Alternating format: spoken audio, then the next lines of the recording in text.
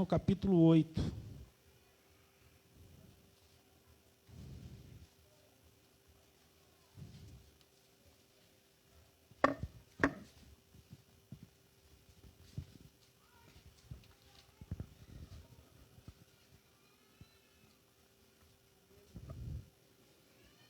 Evangelho de João, capítulo 8.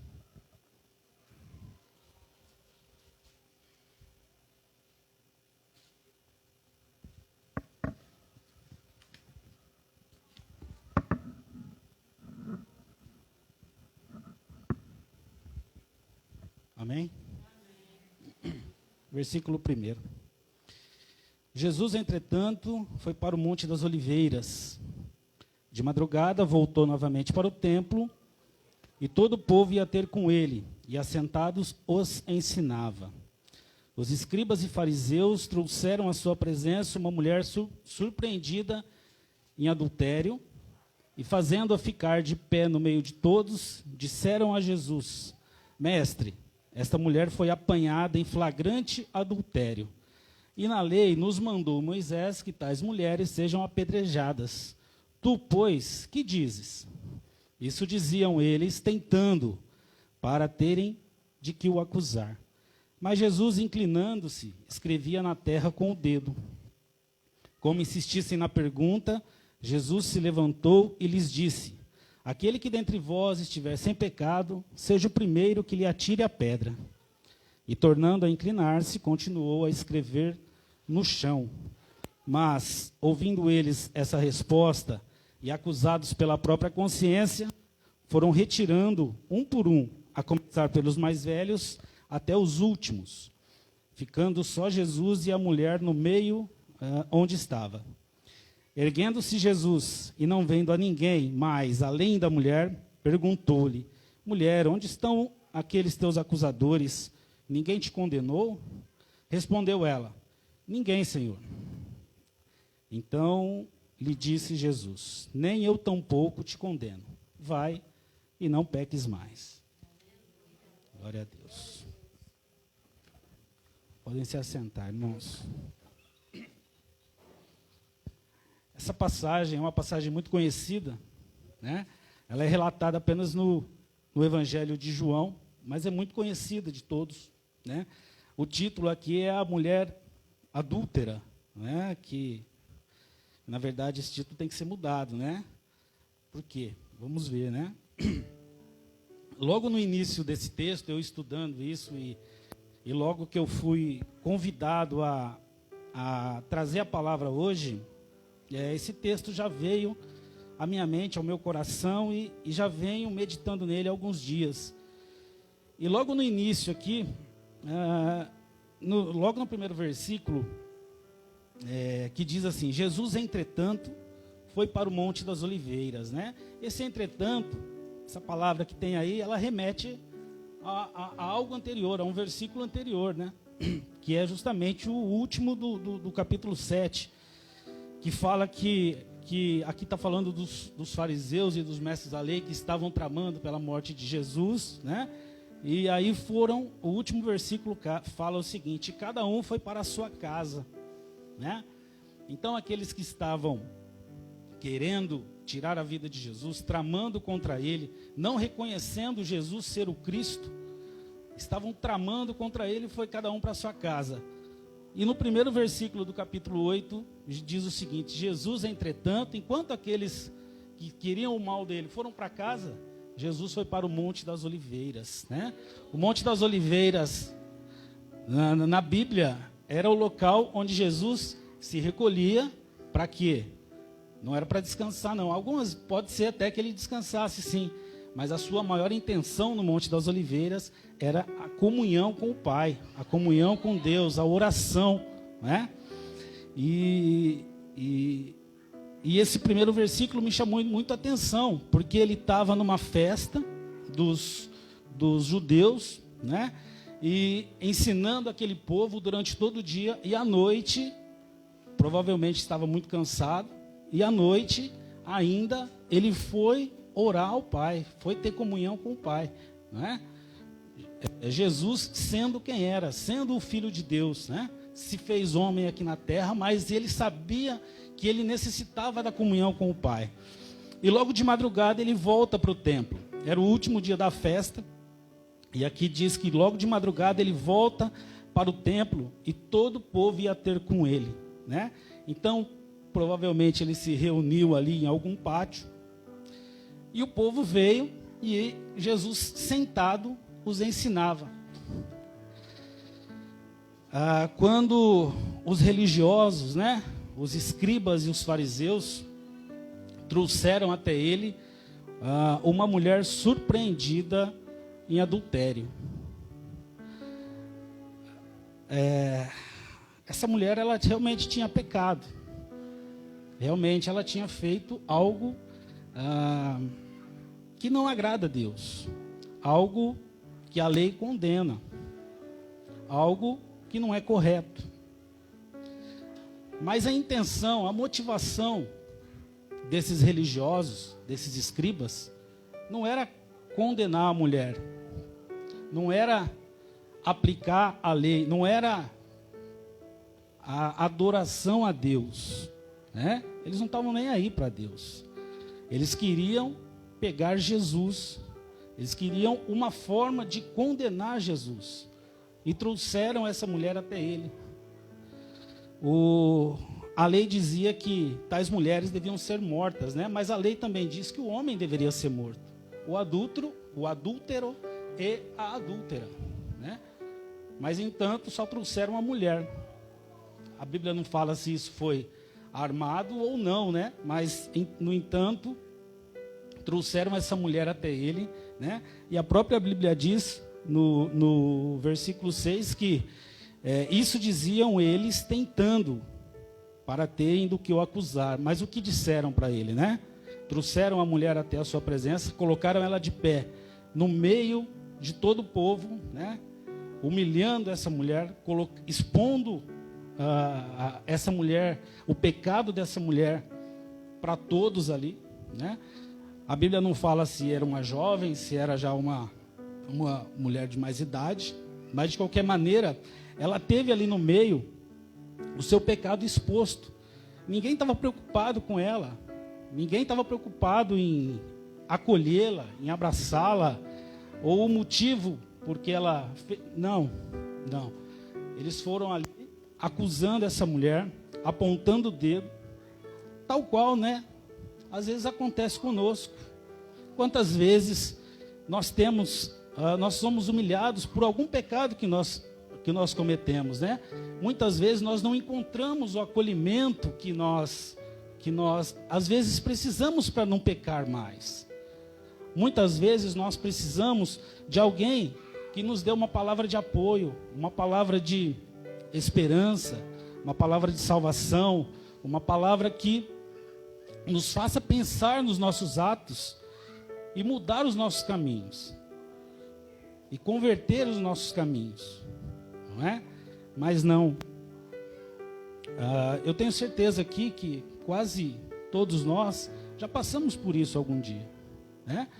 Às vezes nós erramos, nós somos humanos, né? Erramos mesmo. Nossa carne é pecaminosa, ela gosta das coisas do mundo, né? A nossa alma ela anseia por Deus, mas a nossa carne ela anseia pelas coisas do mundo. E muitas vezes nós erramos, muitas vezes nós pecamos, né? Muitas vezes nós nos vemos dessa maneira, as pessoas apontando o dedo para nós, apontando as nossas feridas, os nossos pecados, e não recebemos nenhum tipo de acolhimento. Era o que aconteceu com essa mulher aqui. E ela, muito amedrontada provavelmente, porque a lei realmente mandava que a tal mulher fosse morta, fosse apedrejada, né? E os fariseus vêm com essa pergunta para Jesus, né? Usando a lei, usando a palavra. Não foi nada. No versículo 5, e na lei nos mandou Moisés que tais mulheres sejam apedrejadas. Tu, pois, o que dizes? Né? A palavra diz que Jesus se inclinou, começou a rabiscar o chão, né? Não se sabe o que ele estava escrevendo, ou simplesmente, se ele não estava né, pensando, nossa, puxa vida, que pessoal de coração duro, né? Eles estão tentando me pegar, né? Meu Deus do céu, como que pode, né? Mas aí, como os fariseus insistiram na pergunta, Jesus se levantou e respondeu, né? No versículo 7, né? Como insistissem na pergunta, Jesus se levantou e lhes disse: aquele que dentre vós estiver sem pecado, seja o primeiro que lhe atire a pedra.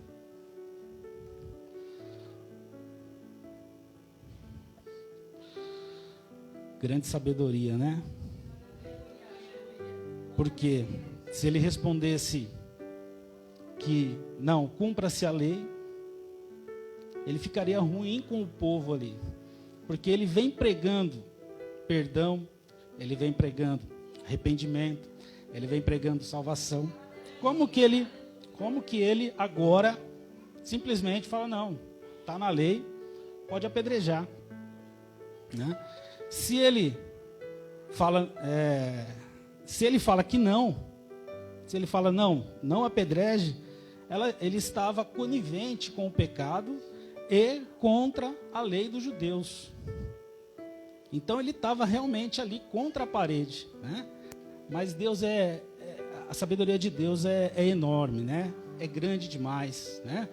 A sabedoria de Deus nos impressiona, né?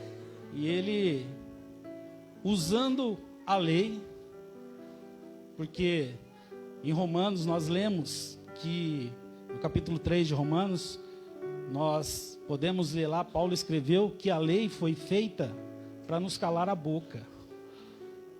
Quando nós nos deparamos, se eu pegar os 10 mandamentos, os 10 mandamentos e ler todos eles, para qualquer um, você vai ver que você quebrou todos, não ficou um sem quebrar, não ficou nenhum que você não cometeu. Então ele usa isso contra esses próprios fariseus que queriam pegar. Ficaram totalmente sem resposta. Cada um que estavam com as pedras, ávidos ali porque o cenário era de morte, não é? O cenário ali era de morte. Nenhum tipo de compaixão, nenhum tipo de pena, nenhum tipo de acolhimento, nenhum tipo de amor por aquela pessoa ali no meio, por aquela mulher. E Jesus transforma esse cenário de horror, esse cenário de morte, em cenário de perdão, em cenário de vida, em cenário de salvação. Aquelas pessoas, a própria consciência acusou elas dos seus pecados. A palavra diz que foi saindo dos mais velhos, né, até os últimos, até os mais novos, foram soltando as pedras e foram saindo. Ficou apenas Jesus e a mulher, né? Jesus foi conivente com o pecado dela? De maneira nenhuma, de maneira nenhuma. Jesus não falou para ela, não, está tudo bem, pode ir embora, está tudo certo, né? Fica de boa, não, né? Mas a palavra de Deus também diz que onde o pecado abundou, superabundou a graça, né? Então a graça de Deus ali foi derramada sobre aquela mulher, sobre aquele povo. Aqueles que estavam acusando ela, poderiam ter reconhecido ali o Cristo, o Filho de Deus, mas foram embora, viraram as costas, não é? Eles poderiam realmente ter se prostrado ali e falar, não, realmente esse verdadeiramente é o Filho de Deus, mas não. Largaram as pedras e foram embora. Ali nós temos 2 tipos de pecadores, né? A mulher adúltera e os fariseus e todo o povo que estava ali acusando aquela mulher. E na verdade, a acusação, o alvo deles não era a mulher, né? O alvo deles era Jesus.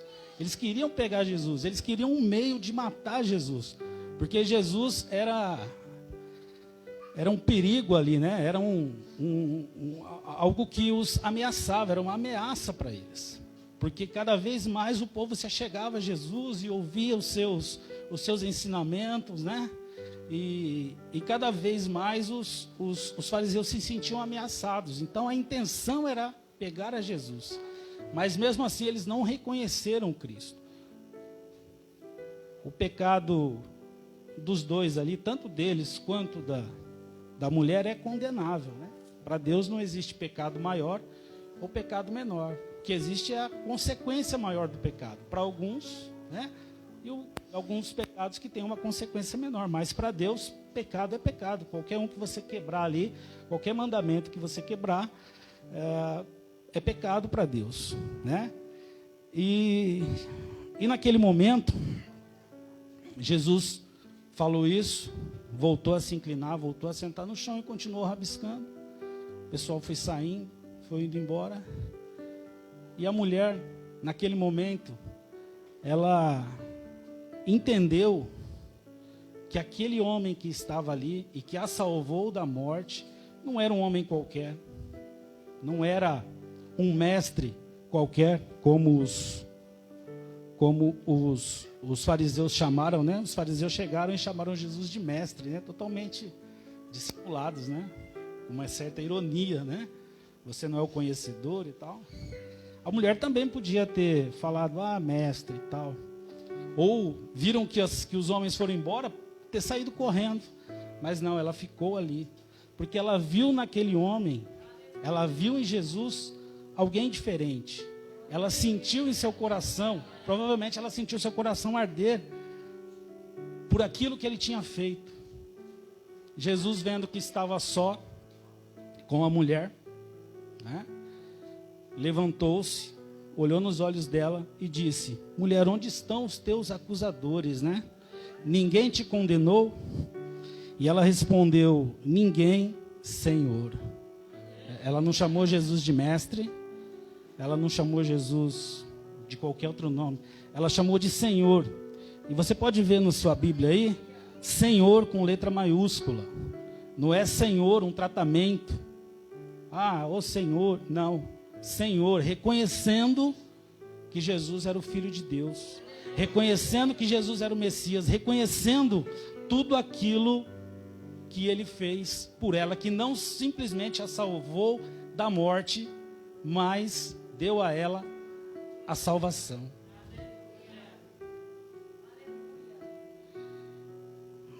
Com grande graça, essa mulher alcançou, e com grande graça, naquele momento, naquele local, aquela mulher estava de pé, num cenário de horror, num cenário de morte, num cenário de humilhação. Naquele mesmo local, ela foi salva por Cristo, ela foi exaltada, a sua alma encontrou refrigério, e muito provavelmente, depois desse dia, essa mulher nunca mais foi a mesma. Jesus disse o seguinte para ela, então lhe disse Jesus: se ninguém te condenou, nem...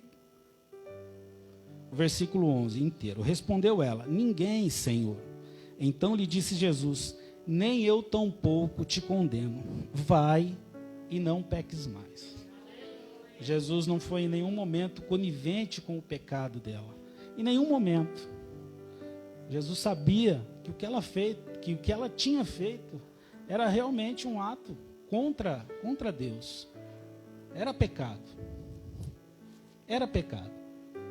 Mas o Senhor olhou com ela com compaixão e derramou sobre ela toda a sua graça, que mais para frente ele iria levar na cruz tanto o pecado dessa mulher quanto os nossos que estamos aqui hoje. Grandioso é o Senhor, grande é o Senhor. Nesse momento que ela disse que ninguém a tinha condenado e reconheceu Jesus como Senhor, a gente nos remete ao que Paulo escreveu em Romanos, né? Nenhuma condenação há para quem está em Cristo Jesus. E naquele momento ela se entregou, mesmo sem dizer uma palavra. A Bíblia não relata, mas mesmo sem dizer uma palavra, ela entregou o seu coração a Cristo. Ela reconheceu naquele homem que ele era o Salvador. Que a partir daquele momento ela tinha esperança. Ela tinha uma vida nova. Que a partir daquele momento, as suas forças e o seu caminhar, o seu caminho seria renovado, né? E hoje, meus irmãos, e esse cenário e essa passagem me falou muito ao meu coração a respeito de toda a mensagem de Cristo, não é? Nós andamos nesse mundo, nós pecamos, nós temos acusadores. O inimigo é o nosso maior acusador, né? Ele esfrega, ele mostra o pecado na nossa face, né? Às vezes você está lá assim, por que você vai no culto? Você é cheio de pecado. Nossa, para que você vai lá? Para você não tem jeito não. Para você não tem jeito. Você acha que Deus vai te perdoar? Você acha que Deus vai te aceitar? Né? Às vezes a gente pensa assim. Muitas pessoas pensam assim, ficam desesperançados, ficam sem direção, sem caminho. Mas aí, ele tem um encontro com Cristo. Em toda a Bíblia, aquele que vem de coração quebrantado até Cristo, não sai da mesma maneira. Não sai da mesma maneira. Tem sua vida renovada. Tem a sua vida transformada. Grande é o Senhor, louvado seja o teu nome.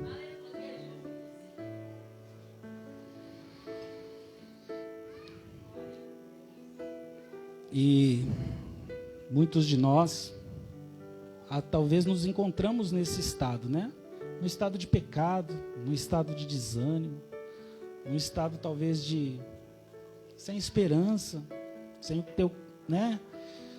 Não sei o que eu faço da minha vida, a família está destruída, os meus filhos eles estão aí no mundo, estão nas drogas, eles não me respeitam, tem uma doença incurável lá que o médico fez um exame e não tem jeito. É porque talvez essas pessoas não conheçam a Cristo, ao verdadeiro Cristo. Talvez elas não conheçam o verdadeiro Senhor. Talvez hoje aqui, na igreja, ou na nossa live, tenha alguém se sentindo assim, coração triste, coração apertado, angustiado. Mas hoje, Jesus vem te falar através dessa palavra que hoje é dia de salvação. Hoje é dia de você fazer igual essa mulher. Reconhecer que Jesus Cristo é o único e verdadeiro Senhor da sua vida. É o único que pode transformar a sua vida, te trazer salvação, te dar esperança, renovar a sua casa, refazer a sua família, tirar os seus filhos das drogas ou de onde estiver do mundo e trazer na sua presença. Você precisa aceitá-lo como o único e verdadeiro Senhor e Salvador da sua vida. Vocês que estão aqui, vocês que estão assistindo na live, hoje é dia de salvação. Cristo fala isso. Cristo nos diz isso através da palavra. E hoje nós temos o Espírito Santo que nos toca o coração e nos remete ao nosso pecado, né? E é o nosso ajudador. E que possamos, então, gente, irmãos, entregarmos a nossa vida a Deus, confiarmos nele, confiarmos que ele pode mudar a nossa vida, confiarmos que ele pode mudar a nossa história, né? Repito, aqui tinha um cenário de morte, e no mesmo lugar que a mulher estava, ela ficou. Jesus transformou o cenário de morte em cenário de vida, em cenário de salvação, em cenário de renovo. Essa mulher foi para casa com a certeza de que ela estaria salva, de que ela estava com Cristo. E hoje também você pode ter a certeza de que seu nome será escrito no livro da vida. Você precisa entregar a sua vida a Cristo, entregar a sua vida a Jesus. Você precisa tomar essa decisão. Você precisa se livrar de tudo que o mundo oferece, das paixões do mundo, das seduções do mundo. Tudo que tem nesse mundo é passageiro. Tudo que tem aqui, uma hora vai passar aí depois. E a nossa alma? Vai para onde? Não é? Eu dou glória a Deus porque um dia essa graça me alcançou também. Eu vim aqui trazer a minha esposa, às vezes, né? Trazer os meus filhos. Um dia vindo buscar os meus filhos aqui na escola bíblica. A estrada estava um dia que estava ruim, né? E eu vim murmurando, né? Meu Deus, que estrada ruim. Mas aí deu um estalo. Acho que o Espírito Santo me deu um cutucão. E eu falei assim, nossa, eu podia estar indo buscar meus filhos, sei lá, na delegacia, né? Numa boca de fumo, numa rave aí, que eles iam chegar lá, tá doidão, né? Cheio de droga. Mas não, eu estou buscando ele lá na igreja. Ele está lá aprendendo a palavra, ele está lá louvando ao Senhor, ele está lá com pessoas que vai encaminhá-lo para um bom caminho, né? Aquela murmuração, irmãos, acabou na hora. Eu vim todo feliz. Vim e fui embora todo feliz, né? E glória a Deus por isso. Irmãos, que essa palavra entre no coração de todos vocês. Que vocês possam reconhecer Cristo como seu único e verdadeiro Senhor e Salvador. Que você possa entregar a sua vida a Ele. Que você possa saber que essa vida é passageira. E que nós não temos tempo. O tempo de salvação, o tempo de aceitar Cristo é agora. Amanhã a gente não sabe. Amanhã nós não sabemos a nossa vida, né? Talvez, não é mesmo? Então o tempo é agora. Se você quer aceitar Cristo, levante sua mão, não é? Se você está na live também, exatamente, escreva. Como que é, presbítero? Isso, escreva eu quero, né? Tome a melhor decisão. Tá bom, irmãos? É isso o que tinha para passar para vocês, o que Cristo falou, o que o Espírito Santo me falou ao coração. Eu agradeço a minha oportunidade, Deus abençoe a todos e as palmas louvam